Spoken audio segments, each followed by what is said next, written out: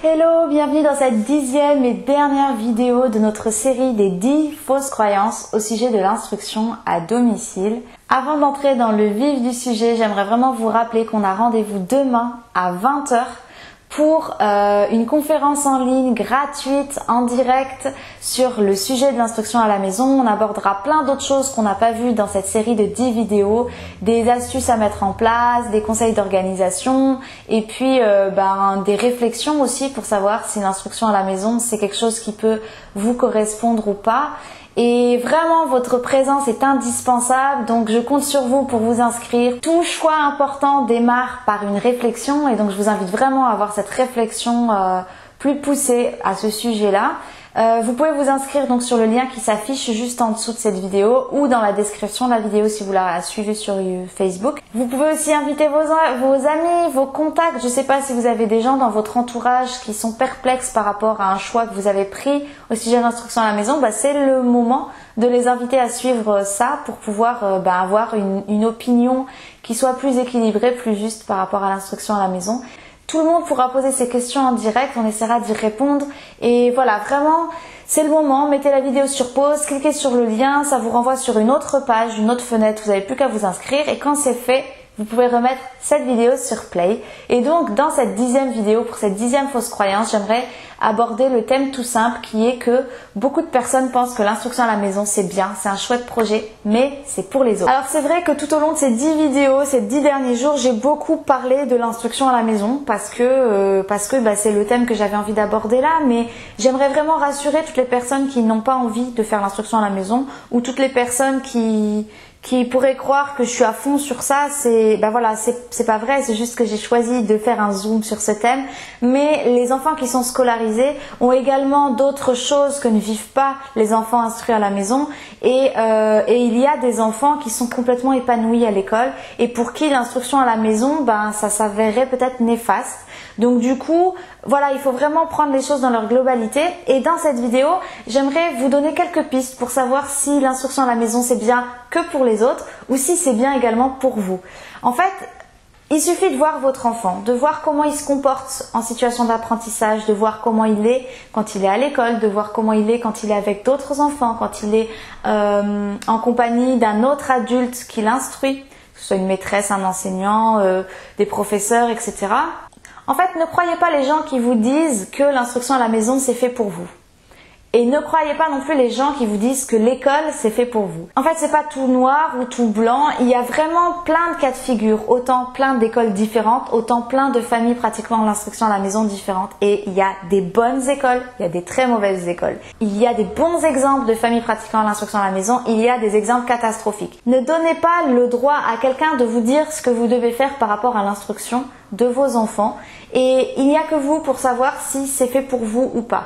Mais alors par contre, j'aimerais vous dire que c'est une fausse croyance de croire que c'est bien que pour les autres. Parce que des fois on a tendance à idéaliser les autres en se disant oui mais eux ils y arrivent parce qu'ils sont plus capables, oui mais parce qu'ils ont plus de sous, oui mais parce que si, oui mais parce que ça.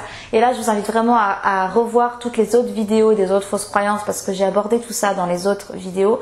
Mais là ce que j'aimerais vraiment vous dire c'est laissez tomber les autres. C'est-à-dire ne comparez pas. Regardez juste vous où vous en êtes, regardez votre situation de famille, regardez votre situation professionnelle, regardez la situation de vos enfants à l'école actuellement et faites le bilan, faites le point. Est-ce que vos enfants disent qu'ils n'aiment pas l'école? Est-ce qu'ils se plaignent de problèmes? Est-ce qu'ils sont malades quand ils vont à l'école? Est-ce qu'ils sont renfermés? Est-ce qu'ils ont perdu confiance en eux? Est-ce qu'ils sont stressés? Voilà, regardez tous les aspects qui peuvent être négatifs d'un côté et ensuite regardez tous les aspects positifs de l'autre. Donc dans la situation actuelle, est-ce que votre enfant est plutôt heureux? Est-ce qu'il a plein d'amis? Est-ce qu'il a des bons résultats? Est-ce qu'il est enjoué à l'idée d'aller à l'école? Voyez, faites le comparatif et vous saurez si l'école correspond à vos enfants déjà dans un premier temps. Et c'est pas parce que vos enfants se plaisent à l'école aujourd'hui que ça veut dire qu'ils s'y plairont tout le temps. Tout dépend aussi des enseignants, des professeurs, de la classe dans laquelle ils tombent, de l'école où ils sont, etc. Et voilà, ne soyez jamais figés. Ne vous dites jamais là aujourd'hui l'école c'est la meilleure solution donc ça restera ça comme ça. Et puis voilà. Non, dites-vous, pour l'instant c'est ça, la meilleure solution, je laisse mon enfant à l'école, mais dans un mois, dans 6 mois, dans 1 an, dans 5 ans, les choses peuvent évoluer, il peut y avoir des événements extérieurs qui peuvent faire que ça va changer du tout au tout et vous avez cette liberté de remettre les choses à plat et de vous dire ah ben non, finalement je préfère déscolariser mon enfant et lui assurer l'instruction à la maison. Après, il est aussi intéressant de voir que il y a certains, vous allez faire votre liste et vous allez voir que votre enfant est quand même assez heureux à l'école, il n'y a pas de problème majeur. Et là, vous avez 2 choix. Soit vous vous dites, en fait, il est dans un environnement super et du coup, on l'y laisse. Soit vous pouvez vous dire, oui, mais l'instruction à la maison pourrait lui apporter ça en plus. Et dans ces cas-là, il faut que vous puissiez faire aussi une deuxième liste de ce que vous auriez de plus positif encore à apporter à votre enfant en faisant l'instruction à la maison. Et pareil, là, il n'y a que vous pour pouvoir faire cette liste. Mais ça va vous permettre de faire vraiment un bilan qui soit honnête, qui soit pas en fonction des autres, mais qui soit en fonction de vous, de vos enfants, de votre vie, de vous, de votre famille, et c'est tout, rien que vous. Et là, vous allez pouvoir déterminer si l'instruction à la maison, ce serait bien maintenant pour vous, pour vos enfants, ou pas. Peut-être que ce sera bien dans quelques années. Peut-être que l'école restera toujours la forme la mieux adaptée pour votre enfant. Que sais-je, nous avons cette liberté, on n'est pas figé et c'est pas parce que des personnes revivent et que leurs enfants sont heureux et épanouis à la maison que vous devez forcément déscolariser vos enfants pour essayer de vivre la même chose. Non, vous avez cette liberté et votre enfant peut être bien tout au long de sa scolarité dans une classe, dans une structure scolaire classique. Et si c'est le cas, pourquoi vous prendre la tête? Continuez comme ça. Il n'y a pas de souci, vraiment. L'instruction à la maison peut être bien pour les autres et elle peut être bien pour vous. Mais ce serait vous mentir que de vous assurer que ce serait la meilleure solution ou de vous dire ça va être génial, foncez maintenant, etc. Non. Par contre, si on veut être honnête, rien ne vous empêche d'essayer, de voir et de vous rendre compte par vous-même si ça peut être mieux ou pas que l'école.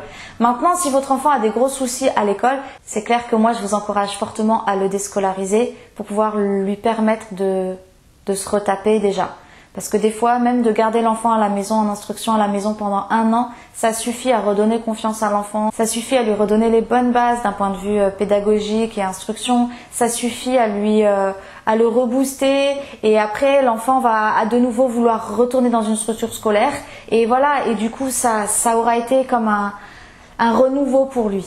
Donc voilà, si vraiment votre enfant, quand vous avez fait la liste, si votre enfant, vous vous rendez compte que c'est vraiment moyen, mitigé par rapport à l'école ou alors que c'est assez dramatique, dans ces cas-là, moi je vous encourage vraiment, et c'est un encouragement, c'est pas un ordre, c'est pas quelque chose, voilà, je vous ordonne pas, je ne vous conseille pas comme si j'étais conseillère pédagogique ou je ne sais quoi. C'est vraiment juste le cœur d'une maman qui parle, le cœur d'une ancienne élève qui n'aimait pas l'école, qui parle.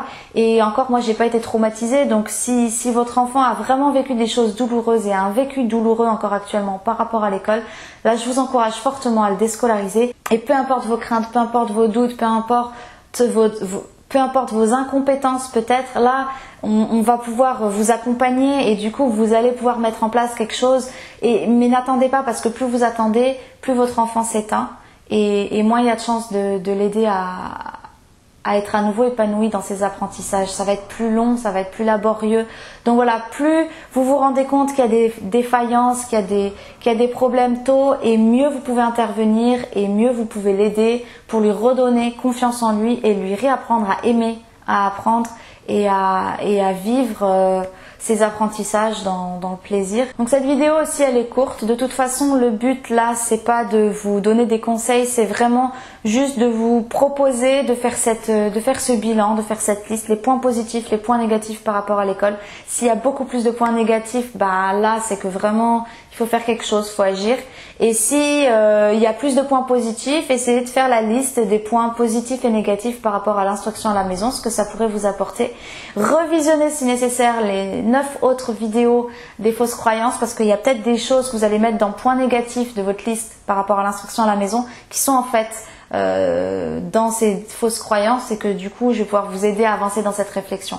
Voilà, faites ça et puis on se retrouve demain pour la conférence en ligne. Vous aurez déjà une bonne base pour qu'on puisse travailler par-dessus et qu'on puisse voir ensemble si du coup ça peut se tenter pour la rentrée de faire l'instruction à la maison pour vous ou pas, si c'est quelque chose complètement farfelu qui est inenvisageable pour vous, si c'est au contraire une décision que vous avez déjà prise et vous avez besoin d'être rassuré, d'être accompagné, etc. Voilà. Pour toutes ces raisons, venez assister à la conférence en ligne de demain soir. Inscrivez-vous maintenant pour recevoir le lien dès que moi je serai connectée. Vous recevrez en disant je vous retrouve dans 5 minutes, etc. Voilà. Comme ça, vous manquerez rien et on pourra avancer de manière positive.